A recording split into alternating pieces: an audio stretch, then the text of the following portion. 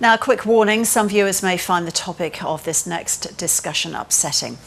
Canberra is known for many things, and among them is the large number of kangaroos that live close to the city. The latest data shows that rangers call to more than 2,500 collisions on Canberra roads each year.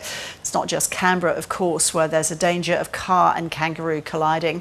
For more on what to do if you hit a kangaroo or see an injured animal at the side of the road, here's Executive Branch Manager from ACT Parks and Conservation Service, Michaela Watts. Michaela, thank you so much for being with us. And it is an upsetting topic, of course, but we're having this chat because the information in it could potentially save your life or the life of a kangaroo.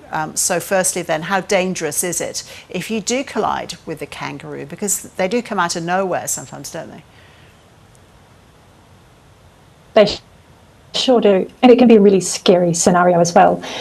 I think when it comes to traffic accidents, they can all be really serious. So we ask that people who are involved in animal and vehicle collisions to take that message very seriously and to look after your own well-being first and foremost. And when it is safe to pull over and check out an animal if you've been involved in an accident like this, please do so, but only if it's safe.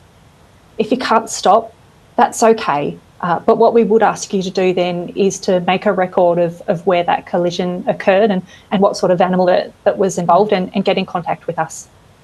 And what's the advice then if you're driving in kangaroo country, one jumps out? The instinct is to swerve to avoid it, of course, isn't it? But is that the right thing to do?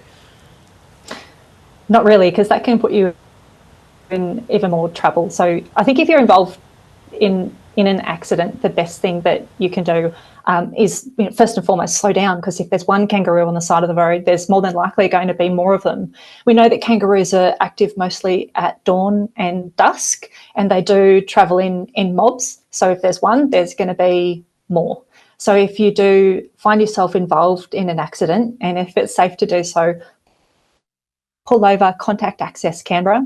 Don't try and handle or approach the animal yourself, as tempting as it can be to try and help out. That can put yourself into even more trouble. So contact Access Canberra on 13 22 81. Okay, and this is such an awful scenario, but unfortunately fairly common. What if you see that the kangaroo has a joey in its pouch that's alive? Same thing. The best thing that you can do is to leave the joey in the pouch of its mother and wait for a ranger to come and assist. A ranger will come and assess the kangaroo. If the joey needs to be rescued and handed to a wildlife carer for rehabilitation, we would definitely do that. But the safest place for a joey is in its mum's pouch. And what happens then if you're in the middle of nowhere? We talked about Canberra roads here, but think about the real outback, remote Australia. If this happens, what's the best thing to do? We're really lucky in the ACT in that we've got urban wildlife rangers available to assist 24 hours a day, 7 days a week, 365 days a year, but that's not the same in other jurisdictions.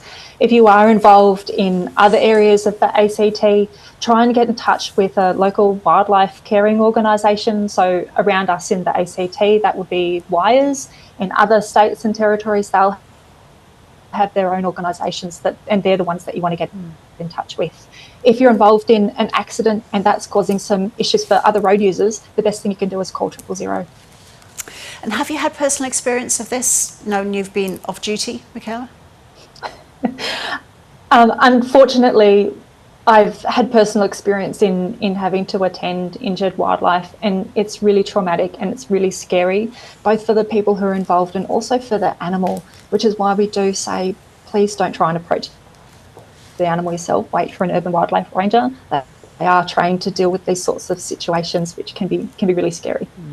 Michaela Watts, thank you so much for your advice. Thank you.